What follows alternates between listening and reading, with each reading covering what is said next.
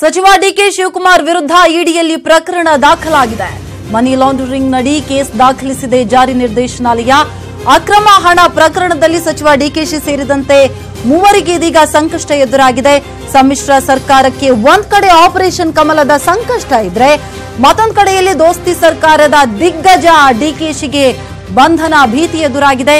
ಸಚಿವ ಡಿಕೆ ಶಿವಕುಮಾರ್ ಮೇಲೆ ಇಡಿಯಿಂದ ಪ್ರಕರಣ ರಿಜಿಸ್ಟರ್ ಆಗಿರೋದ್ರಿಂದಾಗಿ ಮತ್ತಷ್ಟು ಸಂಕಷ್ಟ ಎದುರಾಗುವ ಚಾನ್ಸಸ್ ಇದೆ. ಡಿಕೆಶಿ ವಿರುದ್ಧ ಇಡಿ ಇದೀಗ ಕೇಸನ್ನ ರಿಜಿಸ್ಟರ್ ಮಾಡಿದೆ. ಇನ್ನು ಐಟಿ ದಾಳಿ ವೇಳೆ ದೆಹಲಿ ನಿವಾಸದಲ್ಲಿ ಸಿಕ್ಕಿದ್ದ ಅಕ್ರಮ ಕೋಟಿ ಹಣಕ್ಕೆ ವಿಚಾರಕ್ಕೆ ಸಂಬಂಧಪಟ್ಟ ಹಾಗೆ ಹವಾಲಾ ಹಣ ಮಾಡಿರುವ ಆರೋಪದ ಮೇಲೆ ಇಡಿ ಕೇಸ್ ರಿಜಿಸ್ಟರ್ ಆಗಿದೆ.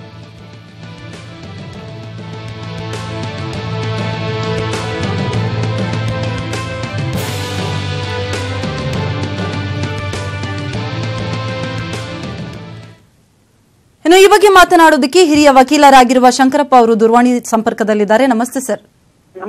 ಸರ್, ಈಗ ಸಚಿವ ಡಿಕೆಶಿ ವಿರುದ್ಧ ಇಡಿಯಲ್ಲಿ ಪ್ರಕರಣ ರಿಜಿಸ್ಟರ್ ಆಗಿದೆ. ಕಾನೂನಾತ್ಮಕವಾಗಿ ನೋಡೋದಾದ್ರೆ ಏನೆಲ್ಲ ಪ್ರೊಸೀಜರ್ಸ್ ಇರುತ್ತೆ ಮುಂದೆ? ನೋಡಿ,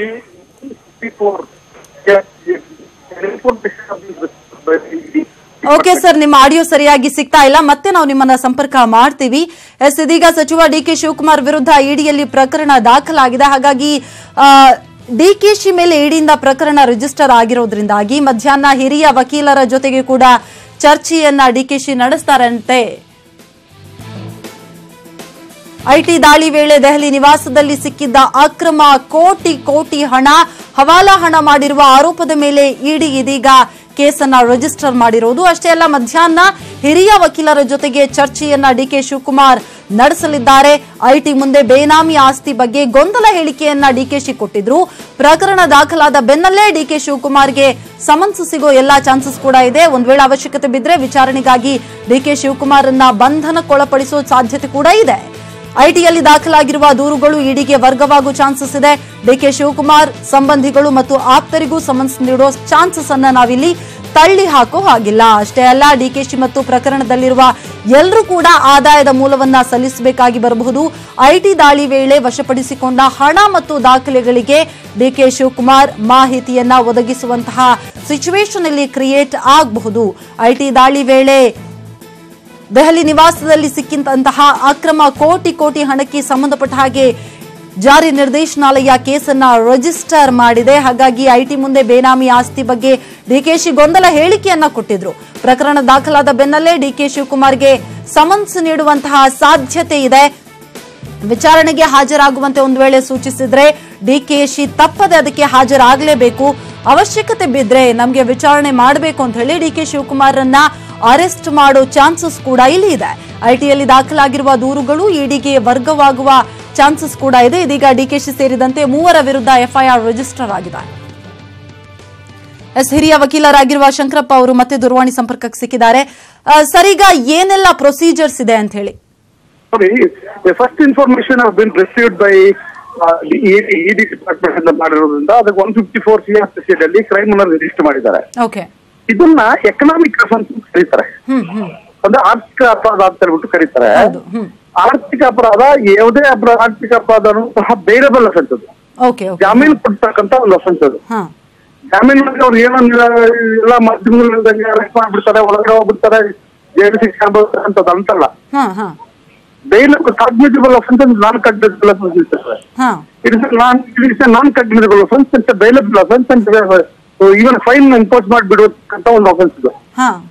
ಅಂದ್ರೆ 2 ವರ್ಷಕ್ಕಿಂತ ಕಡಿಮೆ ಶಿಕ್ಷೆ ಒಳಪಟ್ಟಿರ್ತಕ್ಕಂಥ ಅಫೆನ್ಸ್ ಇದು ನಾನ್ ಕಾಗ್ನಿಟಬಲ್ ಅಫೆನ್ಸ್ ಇರೋದ್ರಿಂದ. ಸೊ ಹಾಗಾಗಿ ಕೇಸ್ ರಿಜಿಸ್ಟರ್ ಮಾಡಿದ್ರೆ ತನಿಖೆ ನೀಡ್ತಾರೆ. ತನಿಖೆಯಲ್ಲಿ ತನಿಖೆ ಆಗಿ ಆರೋಪ ಪಟ್ಟಿನ ಸಲ್ಲಿಸಿ ಟ್ರಯಲ್ ನಡೆಸಿ ಸಾಕ್ಷಿಗಳ ವಿಚಾರಣೆ ನಡೆಸಿ ಕೋರ್ಟ್ ಅವರು ಇವರ ಹೇಳಿಕೆ ಪಡ್ಕೊಂಡು ಪಡ್ಕೊಂಡು ಆನಂತರ ವಾದ ಪ್ರತಿವಾದ ಮಾಡಿ ವಿರುದ್ಧವಾಗಿ ಕರೆಕ್ಷನ್ ಮಾಡಿದ್ರೆ ಆಗ ಫೈನ್ ಇಂಪೋಸ್ ಮಾಡೋದು 2 ಲಕ್ಷ ಶಿಕ್ಷೆ ಕೊಡ್ಬೋದು.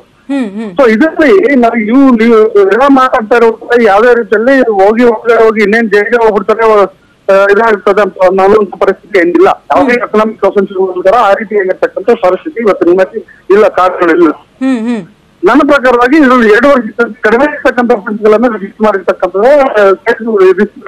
ನಾವು ಕಾಣ್ತೀವಿ. ಸೊ ಹಾಗಾಗಿ ಇದು ಒಂದು ಪ್ರಯತ್ನಗಳಾಗಿರ್ಬೋದು, ಯಾವ್ದಾದ್ರು ರಾಜಕೀಯ ದಾಳಕ್ಕಾಗಿ ರಾಜಕೀಯ ಒಂದು ಬೇರೆ ರೀತಿಯಾಗಿರ್ತಕ್ಕಂಥ ಒಂದು ಪ್ರಯತ್ನಗಳಿರ್ಬೋದು, ಅಥವಾ ನಿಜವಾಗ್ಲೂ ಸಹ ಇವರ ಸ್ವಾಧೀನದಿಂದ ಏನಾದ್ರು ರಿಕವರಿ ಮಾಡಿರ್ತಕ್ಕಂಥ ಸಂದರ್ಭದಲ್ಲಿ ಸಹಜವಾಗಿ ಡಿಸ್ಪ್ರಪೋರ್ಷನೇಟ್ ಆಫ್ ಇನ್ಕಮ್ ಅಡಿಯಲ್ಲಿ ಸಹ ಕೇಸ್ ರಿಜಿಸ್ಟರ್ ಮಾಡಬಹುದು. ಒಂದು ವೇಳೆ ಆರ್ಥಿಕ ಅಪರಾಧವನ್ನು ಬಿಟ್ಟು ಇಂಡಿಪೆಂಡೆಂಟ್ ಕೋರ್ಟ್ ಅವ್ರು ಏನಾದ್ರು ಕೇಸ್ ರಿಜಿಸ್ಟರ್ ಮಾಡಿದ್ರೆ, ಅಥವಾ ಎನಿ ಸ್ಪೆಷಲ್ ಎನಾಕ್ಟ್ಮೆಂಟ್ ಏನಾದ್ರು ರಿಜಿಸ್ಟರ್ ಮಾಡಿದ್ರೆ, ಅಂತಹ ಸಂದರ್ಭದಲ್ಲಿ ಅದು ಪೊಲೀಸ್ ಸ್ಟೇಷನ್ ರಿಜಿಸ್ಟರ್ ಸಂಬಂಧಪಟ್ಟಿರ್ತಕ್ಕಂಥ ಜುಡಿಷಿಯಲ್ ಮಾಡುತ್ತಾರೆ. ಅಂತ ಸಂದರ್ಭದಲ್ಲಿ ಬೇಲ್ ರಿಜೆಕ್ಟ್ ಮಾಡುವಂತ ಸಾಧ್ಯತೆಗಳಿರ್ತದೆ. ಬಟ್ ಇಲ್ಲಿ ನಾವು ಸಹಜವಾಗಿ ಕಾಣಬೇಕಾಗಿರ್ತಕ್ಕಂಥ ವಿಚಾರ, ಈ ಯಾವುದೇ ಪೊಲೀಸ್ ಸ್ಟೇಷನ್ ಅಲ್ಲೂ ಸಹ ಸೆಕ್ಷನ್ ಆಗಲಾಗಲಿ ಅಥವಾ ಇಂಡಿಯನ್ ಪಿನಲ್ ಕೋಡ್ ಅಲ್ಲಾಗಲಿ ಪಂಡಿಗಳಾಗಲಿ ಇಡಿ ಡಿಪಾರ್ಟ್ಮೆಂಟ್ ಇಡಿ ಇಲ್ಲಿ ಆಗಿರೋದ್ರಿಂದ ಜಾಮೀನು ಬೇರೆ ಎಲ್ಲರೂ ಆಗ್ಬಿಡ್ತಾರೆ ಅನ್ನುವಂಥದ್ದನ್ನೆಲ್ಲ. ಬಟ್ ರಾಜ್ಯ ಸ್ವಲ್ಪ ಮಟ್ಟಿಗೆ